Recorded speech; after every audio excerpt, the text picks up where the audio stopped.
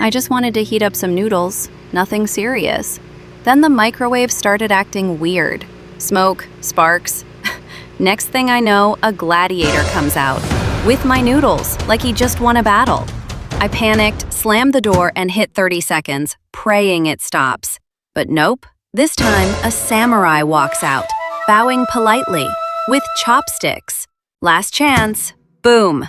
A dinosaur pops out, with a fork, tapping like he's hungry too. I pulled the plug.